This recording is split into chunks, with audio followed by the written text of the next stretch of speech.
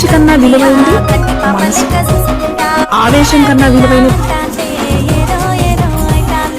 కోకిల కోకిలకు.